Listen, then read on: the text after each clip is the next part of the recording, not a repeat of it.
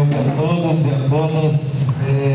Eu realmente estou impressionado, porque eu não imaginava que ia falar para tanta gente. E já que alguém falou aqui durante a primeira fase do evento dos problemas sociais, eu gostaria de fazer assim render homenagem a uma instituição muito importante, uma democracia, que vocês talvez não tenham a noção do que eu estou falando, até entender a minha alegria de poder estar numa universidade, num ambiente democrático, porque na época que eu fiz medicina eu vivi num regime de exceção da ditadura que tomou conta desse país.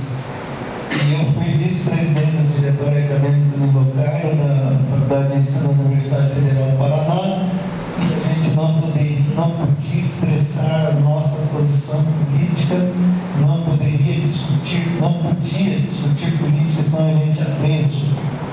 Então vocês valorizem muito a democracia, todos nós temos que valorizar a conquista do povo brasileiro. Então, para começar a minha falação, eu quero fazer essa saudação à democracia que finalmente nós conseguimos ter na sua plenitude em nosso país hoje, que não é perfeito, mas que já é um grande avanço. Na verdade, quando o Luciano me convidou, e o pessoal me convidou para falar sobre dois temas, um é perícias psiquiátricas e outro é para falar sobre o livro. E eu fiquei até muito preocupado com a questão do horário, porque são dois temas assim que, pra vocês terem uma ideia, até eu vou mostrar aqui o filho único, o livro, quer dizer, são 508 páginas, né? Então tem muita coisa para se falar, mas a gente vai tentar ser o mais sucinto possível, né? No sentido de falar sobre os dois assuntos. Então, para começar sobre perícias psiquiátricas, na verdade eu queria corrigir algumas coisas. Eu não sou médico perito oficial, tá? Do Poder Judiciário de Foz do Iguaçu. Eu faço perícia porque eu geralmente sou nomeado. E na verdade não gosto de ser perito. Não gosto. Acho que a maioria dos médicos psiquiatras não gosta, acho que não tenho certeza, porque é uma área que foge ao que a gente escolheu quando fez medicina. Eu, pelo menos, fiz medicina para tratar das pessoas.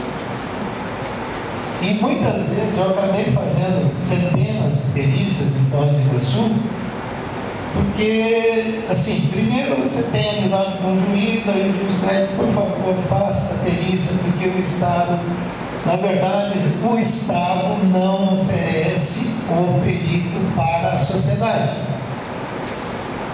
E eu já vivi situações em Foz do Iguaçu, até dei entrevista aqui para a TV aqui.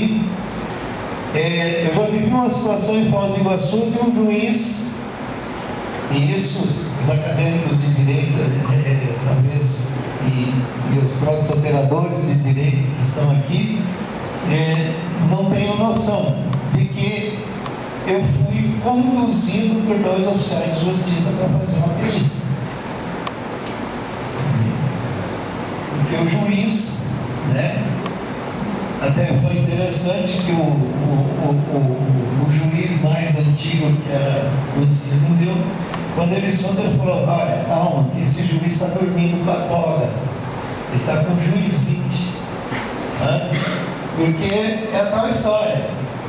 Eu pago 30% do que eu ganho em imposto de renda, é descontado no meu merite lá da Prefeitura de Foz do Iguaçu. Eu sou servidor público concursado e não tem jeito, todo mês já vem descontado. E aí o Estado não oferece perito para a sociedade e eu sou obrigado a trabalhar de graça, sob pena de ser conduzido por dois oficiais de justiça. Então, na verdade, Quando eu falo em democracia e falo em Estado democrático e de direito, quer dizer, na verdade, Estado de direito ainda nós estamos muito longe de alcançar. Porque o cidadão ser obrigado a trabalhar para o Estado, né? Mesmo pagando imposto de renda, isso remete a uma situação de feudalismo. O feudalismo, o rei era o soberano que você fazia, senão ele mandava te cortar o pescoço, né? Ele cobrava imposto, você tinha que pagar. Hoje, muitas vezes, a gente tem que trabalhar para o Estado numa situação dessa. E aí, mas a gente, porque na verdade, alguns médicos até fazem perícia por profissionalismo. Olha, vou fazer perícia. Algumas perícias são muito bem pagas, por exemplo, a perícia trabalhista, eles pagam, né? A Justiça Federal, ela paga. Só que na Justiça Estadual, existem muitos casos de perícia que caem dentro da Justiça Gratuita. Tá? E na Justiça Gratuita, então, não tem quem pague, alguém vai ter que fazer. E aí o juiz te nomeia, você está obrigado a fazer. Tá? Muita gente argumenta, não vou fazer, uma questão de foro, e de repente pega um juiz desse que manda você te conduzir. E eu acabei sendo, inclusive, processado por esse juiz por desobediência, né? E, assim, uma situação muito difícil, e eu estou fazendo esse depoimento aqui, está dizendo para vocês assim, olha, não é uma questão que eu gosto, eu vou falar sobre perícia, mas eu vou falar da minha experiência enquanto perito, por contingência de ser obrigado a ser perito numa cidade como Foz do Iguaçu, que tem 256 mil habitantes, uma das maiores cidades do estado, e que o estado do Paraná não proporciona aos profissionais que a sociedade precisa. Tanto é que não é só perito que o estado não proporciona. O Fórum de Foz do Iguaçu funciona por causa dos estagiários e dos funcionários que a prefeitura oferece. Então, na verdade, a gente precisa trazer essa informação para que também as pessoas entendam, né? Que muitas vezes a gente está numa função, numa situação dessa. Mas eu queria falar o